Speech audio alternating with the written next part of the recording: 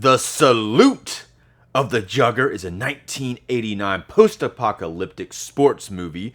Now, this is a new 4K UHD release from Umbrella Entertainment. Now, this is my first time watching the movie, and I'm going to talk about my thoughts about that in this video.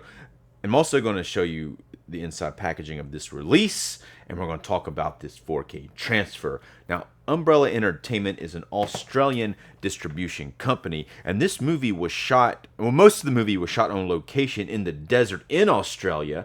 But if you go to this Umbrella Entertainment site, now before you do that, I do want to point out this other amazing rigid box set of the first three Terrifier films, and this is very amazing. Now, there is a very amazing set of this one that has a very thick slip box as well, but I didn't go all in. I just got the I got the second best version of it, or not the second best, probably the third best, but I got the second tier of this that includes a slip cover, but I did not get the slip box and all this other amazing stuff. But take a look at this, and this even includes a t-shirt. Now that is really cool. Now if I had that t-shirt, if I got that bundle, I would be wearing it right now, but unfortunately I didn't.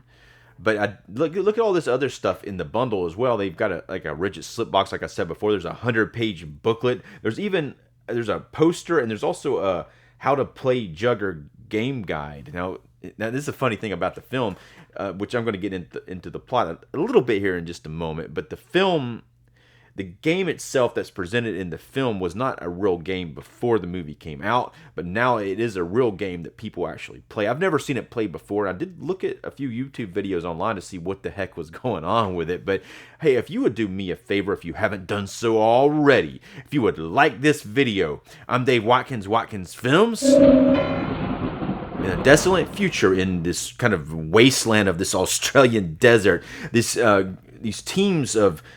these sports teams, they play this game of Jugger. They're nomads, and they go from town to town playing other teams. And when they come there, everybody in those towns, they come and watch. And that's how they make their money. They're kind of, as far as the game itself, here's how it's played. Now, this is bizarre. Now, the real game that's played now is not as brutal. They have like pads and stuff on these weapons, but they're basically all the people out on the field. They have weapons. One guy even has this chain that goes whoosh, whoosh, whoosh, and it's but yeah, and all the players, they have scars, and some of them have, they have bones been broken. Some of them even die from this game. It's so brutal. The goal of the game is there's a player called the Quick, and that player has a skull, like an animal skull typically, and they have to take that skull from one side of the field to the other, and they have to put it on this stick. And if they get it on this spike, then they get a point. And meanwhile, while this is going on, it's their team is defending them, and the other team is trying to stop them. And stopping them could go as far as like people hitting other people with weapons, and it's quite gritty and brutal in the film. In real life, it's kind of, it doesn't look too much more dangerous than soccer or football, but it's kind of it is kind of a medieval sort of devices in the film. The main character in the movie is played by Rutger Hauer. He plays a character who used to be part of a professional Jugger team. Now, the professional Jugger teams are in these cities that are underground, where these aristocrats live, and they still got a lot of money and nice things underground. It's kind of trying to be a utopian. It is still it's kind of not as nice as some films when you see a utopian society, but it is better than the outside wasteland that these Juggers are having to play in. But he used to be part of that. He ended up making a mistake and getting kicked out. But they eventually, during the film, they worked their way back to that area. We get to see that in the film, in a pretty awesome climatic part of it, which I'm not going to go too much into spoilers. I do want to talk about a few other cast members. The cast here is terrific, and there's a few people in here that you're definitely going to recognize. But in general, I think they benefit from the location, the really harsh locations they were shooting these scenes in. But they really, the performances seem very authentic throughout. Joan Chen plays the new Quick, and she's kind of the heart of the film. They pick her up in one town, and she joins the team. Unfortunately, one of the other people get injured, and he has to leave the team at the same time. But Joan Chen, probably best known for her role in The Last Emperor. Now, this is a very badass arrow thick rigid box. I have not had a chance to dig into this one yet. Maybe I will in the near future. But I know Joan Chen. I don't know her personally, but I recognize her from the show, which I love, Twin Peaks. She played Josie Packard on this show, and so I recognize her from that predominantly. But she turns in a really awesome performance here, and like everybody else, they just seem to be out in. They seem very authentic, and this is probably her performance, and this is definitely, to me, better than any performance I've ever seen her in. It's terrific. And another couple people you're going to recognize is Vincent D'Onofrio, and also Delroy Lindo plays one of the other team members. But they're all terrific. But it is Rutger Hauer here who really stands out the most, and he has a very, very powerful presence. And throughout this film, almost everything that happens through all the characters, there's a lot that's said without saying too much dialogue. Some of it is said so much through facial expressions and gestures and things like that. So I really think there's some very powerful stuff within this film. Now, like I said before, this is a apocalyptic sports film, but it does have a bit of a gritty edge. Now let's go ahead and take a look at this. Like I said before, unfortunately, I do not have the badass stuff to show you, but I do have a very nice slipcover, and I do like this new artwork. You know, the salute of the Jugger. We do have HDR on here, and here at the bottom we have this rated M. Now, like a lot of times in other countries, they do have these ratings on here. You don't usually see that in the United States on their films, but if you do see this in other countries a lot. And here's the back of it. Take the slipcover off, and I'm going to show you the artwork on the inside of it. Maybe here's what it looks like. And here, this is kind of the cover. You got Joan Chen in the background and Rutger Hauer in the foreground, and same sort of deal. It is a new 4K version. On the inside, we're going to have two discs. We have a 4K disc and a Blu-ray disc.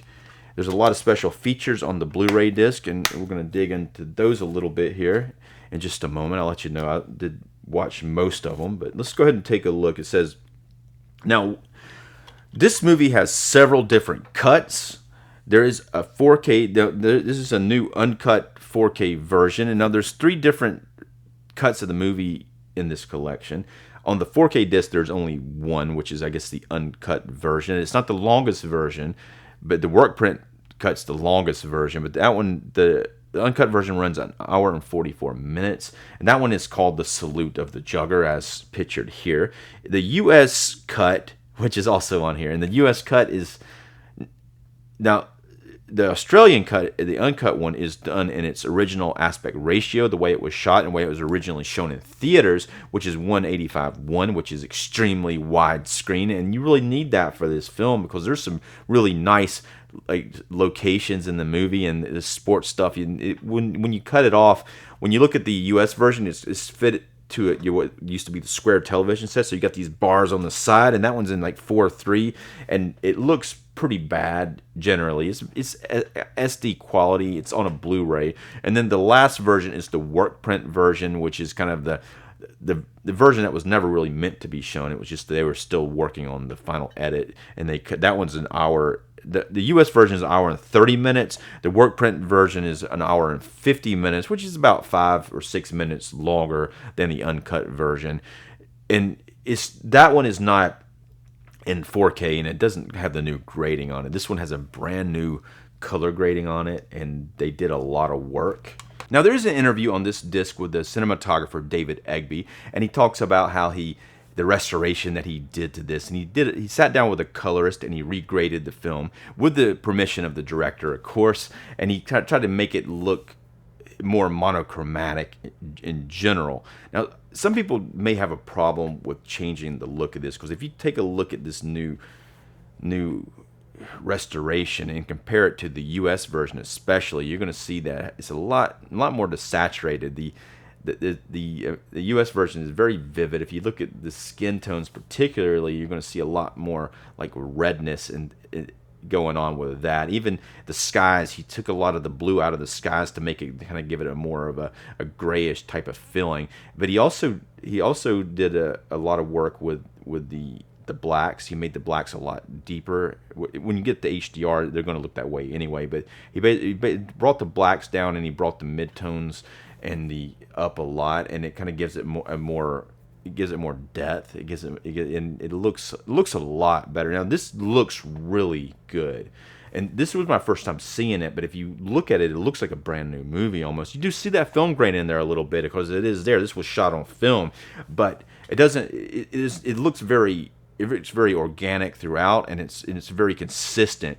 It's a very, very good restoration of this movie, and the movie is in very good shape. And like I've never seen it before, but I was quite taken by the whole movie. I'm not sure if I would have been taken so much by it had it not looked as great as it does. Now there's like about a 52-minute feature on here that looks to be new interviews, and it goes from one person to the next. Now, a lot of times on these sets, they have the interviews separately, but they just put them all together. It's like a 52-minute thing. It's one person after another. The first one you see is the director of the film. The director of the film is David Webb Peoples. Now, he didn't direct a lot of stuff, but he does a really good job directing this film. Now, he is a very famous writer, and I'm going to show you of 3 movies that I know.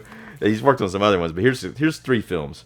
12 Monkeys, that I really love that film, and Blade Runner. He was a co-writer on Blade Runner, the original Blade Runner. That was kind of what got him this gig, and also Unforgiven, which is a fantastic screenplay. So there's an interview with him, and he talks about the film. It's a really good interview. And then after that, there's interviews with several of the actors, including Joan Chen. And there's an interview with the editor and also the fourth AD who plays a character in the very last scene of the film. And he tells a pretty awesome story about how that came to be. I think it's pretty impressive that they got these interviews for this set, especially Joan Chen, and really the director and the cinematographer give you the most information about the film, which I think is pretty awesome. Now, as far as the rest of the special features on here, there are some bloopers, and there's also a director's commentary. And it really is a very impressive amount of special features on this disc. Especially am impressed by the different cuts of the film, and when you look at the U.S. cut, it has a different ending than the director's cut or the Australian cut. The ending's not as good. It just kind of ends, where this one has a little bit of an extended ending that goes on for a little bit longer, and it tells you kind of what happened to the characters after the climax of the film. Where the U.S. version, it just kind of it ends at the end of the sports thing, and then it's like over. It's like the end sort of thing, like they do sometimes. But a lot better ending on the extended cut, and that's the one I would recommend taking a look at. So let's go ahead and rate Salute of the Jugger on a scale from 1 to 5, with 1 being the lowest and 5 being the highest. I'm going to rate this film. I'm going to give it a 4-star rating. It may be a little high, but the way that this looks, it looks fantastic. I was really drawn in by the performances here, especially Rutger Hauer's, and just the kind of like a triumph that happens within the film and the decisions that they have to make. And it's just the brutality of the sport. And I'm not a big sports fan, but sometimes I do like sports films, and I think this is a really good post-apocalyptic sports films. I'm sure how many others there are. I do know one that's Roller Bar with James Caan in it, and I would kind of say this is a little bit like that, but it's a lot better, and it has a little bit of Mad Max type of feel to it, but it's not as dystopian in it, because it is more like about this sport. Now, as far as what Umbrella Entertainment has done here, I'm going to say that set on their site is the physical packaging of that set is amazing, but I'm going to just rate this. I'm going to give this a 4-star rating as well. Now, most of that is coming from this amazing work that they did on this new 4K restoration. That looks terrific, but I do like the artwork on the slipcover, and clearly the stuff on their site is significantly better. But let me know if you've ever seen this film, what you think about it, or even more importantly, have you ever played this sport before? so, and also, if you haven't done so already, if you would subscribe to my channel, and you see this box right here, if you click on that box, it's going to bring you to another one of my videos. I'm Dave Watkins, Watkins Films.